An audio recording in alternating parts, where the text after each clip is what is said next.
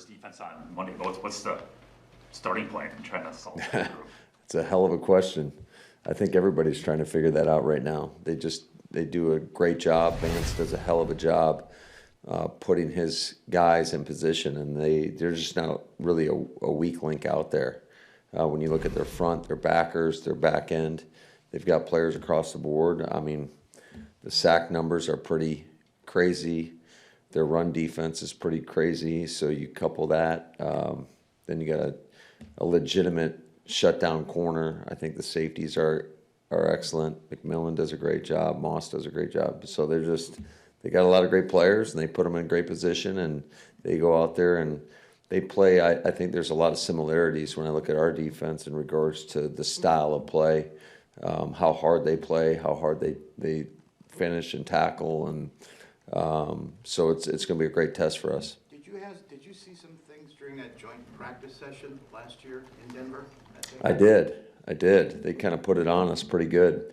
And it was, it was a new, or I shouldn't say new, but were they all new there then last year, or Vance? No. But, I didn't know a ton about that defense at the time. And yeah, they were legit. Why has Bo Nix helped win games when a lot of young quarterbacks struggle?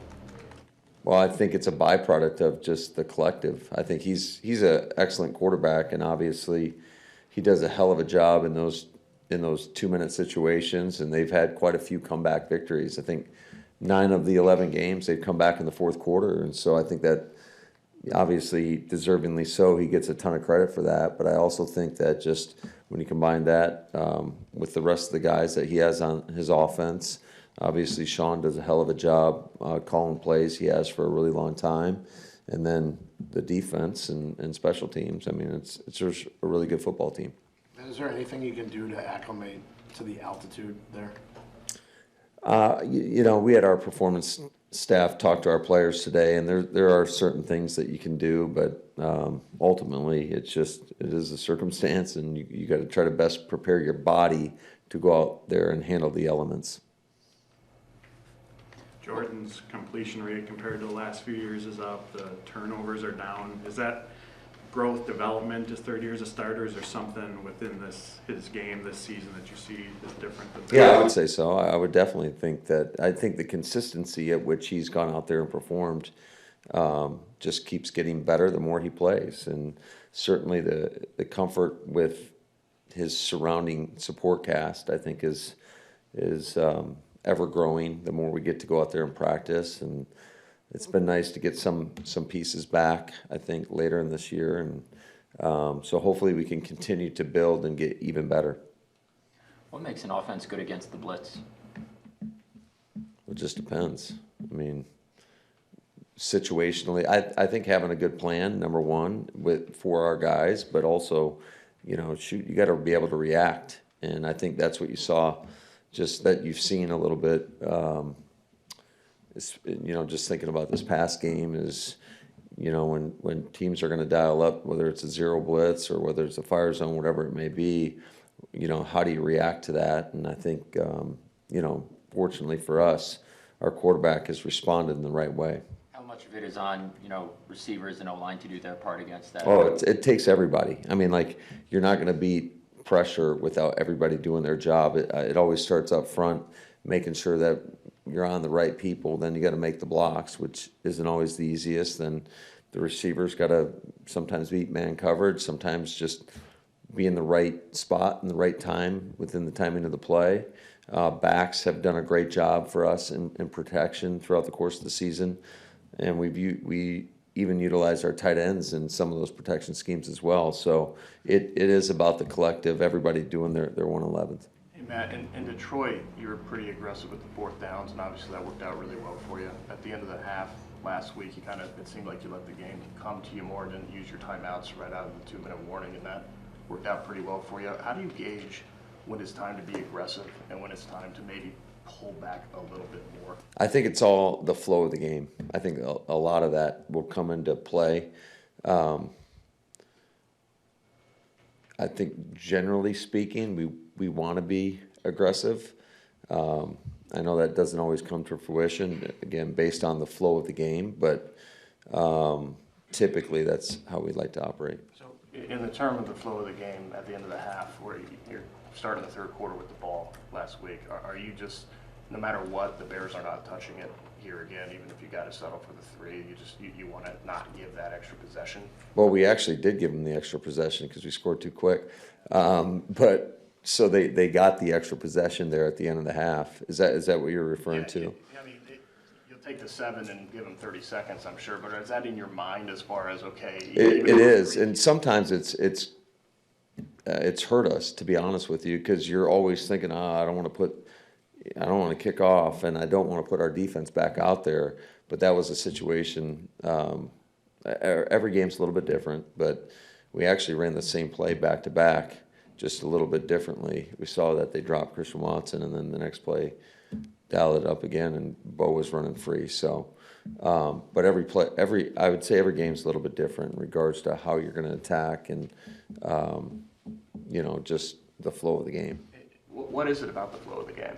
Like, what are you looking for specifically? Well, I would just say, how is your defense doing? Who are you playing? How is their quarterback doing? How are you holding up in pass protection? There's just a lot of elements, a lot of factors, I think, that you're constantly weighing. What is the score of the game? Who's getting the ball at halftime? Or out, to start the second half. So I think there's a lot of factors, a lot of variables that go into just some of the thought process, each and every week. You've mentioned after a few games the number of possessions that you've had on offense. You're toward the bottom of the league as far as total possessions. Is that partially by design on your end? Not necessarily.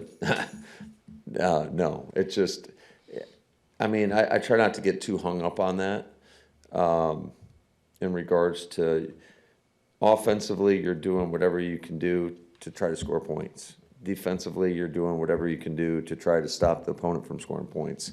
I think it's a little bit of a byproduct of kind of how teams have been playing us, quite frankly, in terms of just the number of rushes.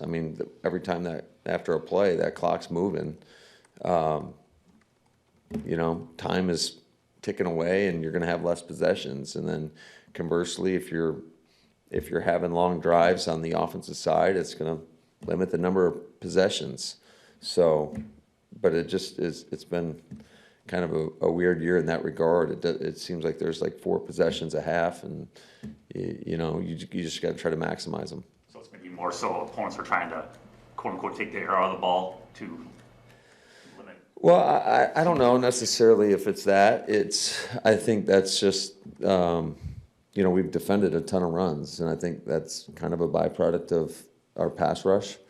And so they feel like that's the best way to attack us.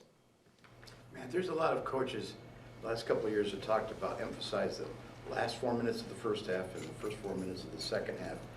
Do you buy into that, or you talk about that with your players? No, I think it's more how do we manage it from a coaching perspective more so than I just want our players to focus on. Obviously, you got to know situational football and what we're trying to get done in each situation, but I really want them to focus on the task at hand and just play the play to the best of your ability. And certainly in those critical moments, we talk about it every week. We show stuff from around the league when teams, it shows up every week. There's positive, and then there's some really bad stuff, and you try to stay off that tape because every team in the league does this, or most teams, I would say, and you always want to stay off the bad tape, but sometimes you find yourself there, unfortunately. But so you're constantly talking about all the situational stuff, but for us, I would say more so it's just how are we managing it from a coaching perspective. I know you guys can't control your schedule at the beginning of the year. Obviously, it's what it is, but Can't control the schedule ever. more so that how the teams are going to do and everything. Well, is there something to being battle tested in the fact that you face Chicago and then you're facing the top team in the AFC, and do you like that, knowing that Yeah, I mean, it's what a great challenge. You know, what a great challenge, but also I think there's a lot of there's great opportunity that goes with that. So it is what it is. We knew going into this year, like if just looking at it, and there's always going to be surprises each and every year.